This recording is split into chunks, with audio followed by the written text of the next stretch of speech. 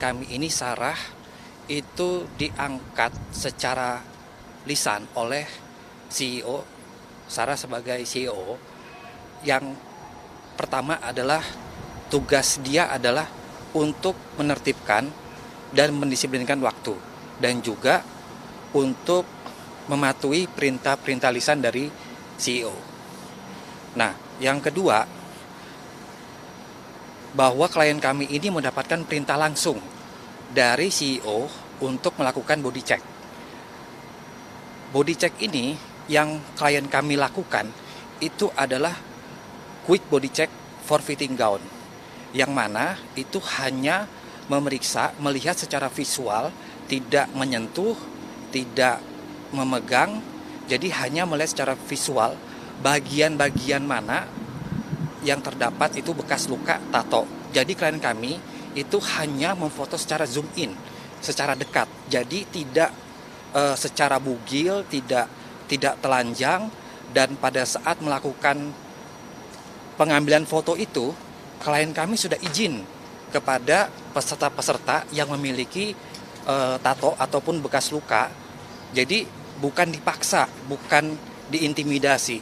Jadi klien kami begitu ngambil foto, dia tunjukkan kepada peserta yang memiliki tato itu apakah sudah cukup dan sesuai. Jadi tidak ada itu namanya ya foto telanjang ataupun bugil, apalagi memaksa, dan klien kami sudah meminta izin. Yang ketiga, pada saat pelaksanaan Miss Universe itu kan sudah selesai, sudah berjalan lancar, dan klien kami yang tidak masuk 5 besar itu, klien kami memberikan support, bukan mengintimidasi, bukan menjatuhkan mental, bukan merendahkan harkat martabat kepada para peserta. Jadi nggak ada yang dilaporkan atau yang diduga oleh yang mengaku katanya korban. Jadi itu tidak ada sama sekali. Selanjutnya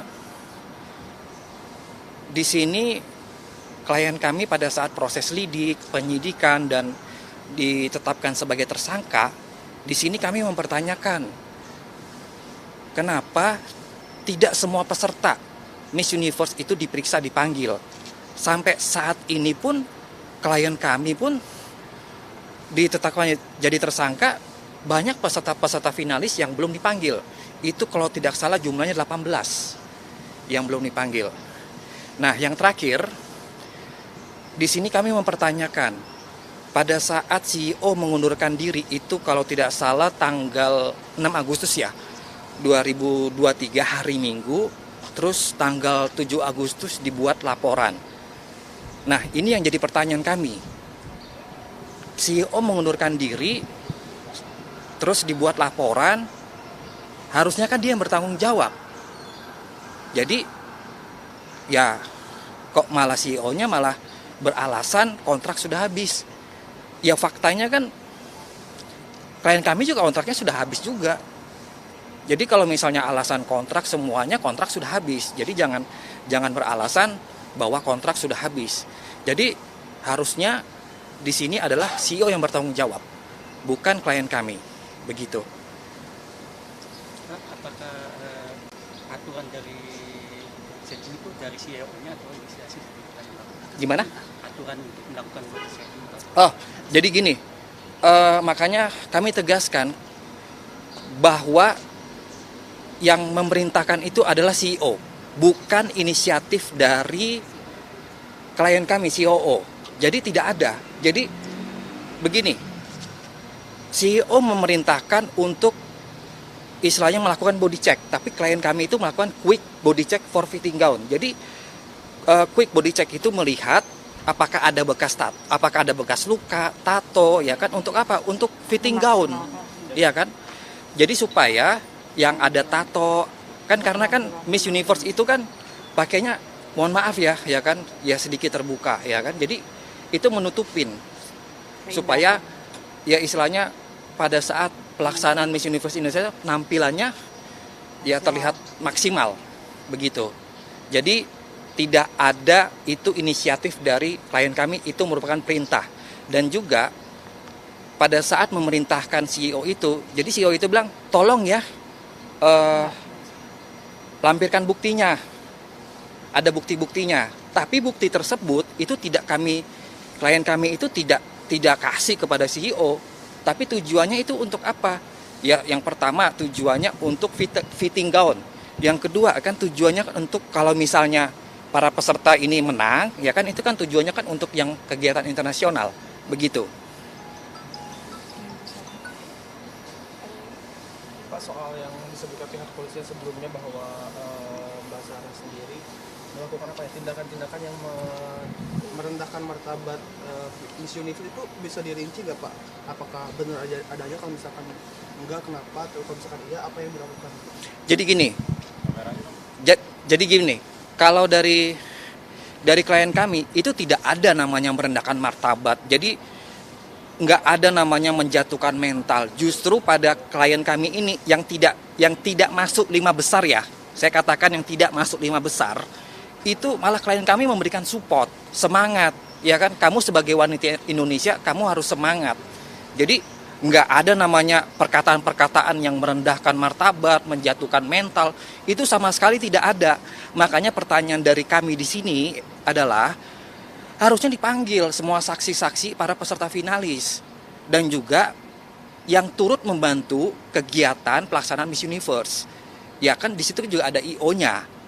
Jadi klien kami ini kalau misalnya kemana-mana pada saat pelaksanaan juga klien kami nggak sendirian, bersama dengan beauty pageant dan juga para LO. Begitu. Ini kan baru Mbak Sarah sendiri yang ditetapkan sebagai tersangka ya. Tadi kan disebutkan dari beberapa pernyataan bahwa ada keterlibatan CEO dan pihak lainnya. Harapan kedepannya gimana? Apakah berharap CEO juga dijadikan tersangka atau gitu?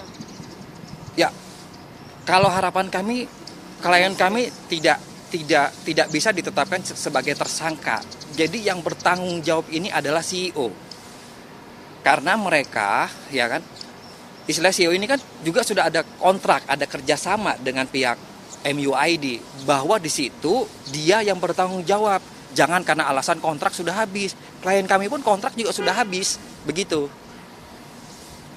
Kan disebutkan pihak kepolisian sebelumnya hilang kalau misalkan body checking itu disaksikan juga oleh Liga ya, 3 perjalanan. Itu betul ada? Tidak ada. Para siapa? Fotografer. Tidak ada. Fotografer. Jadi kalau misalnya ada pemotret itu tidak ada. Kalaupun pria itu pun bisa dikatakan dia sebagai desainer gitu loh.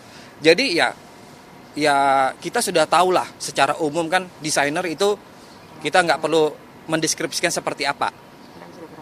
Dan mereka adalah orang profesional, begitu. Barangkali dari Mbak Sarah ada statement terkait kasus ini.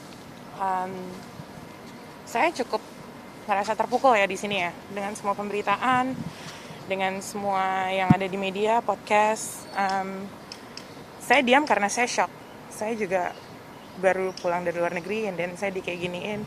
Sedangkan saya tidak ada dendam pribadi atau apa dengan mereka semua, tapi mereka kok bisa ya berbuat seperti itu kepada saya. Dan saya yakin the truth will reveal, semuanya akan terbukti. Saya tidak melakukan merendahkan harga diri martabat orang lain atau body shaming. I mean, come on, saya bukan orang yang body shaming.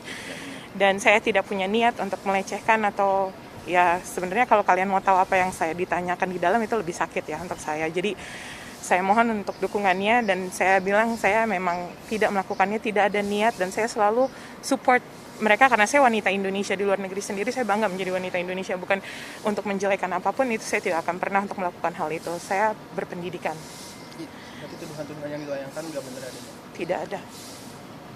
Saya berani bersumpah itu tidak ada. Jadi saya mohon dari semua kalangan netizen dan lainnya, kalau mau melihat berita tolong didengar dari dua belah pihak, jangan hanya satu pihak saja.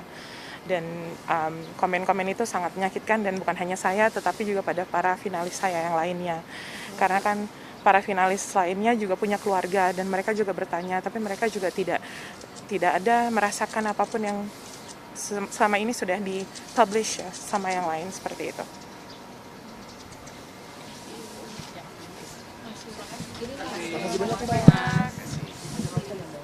Insya Allah mudah-mudahan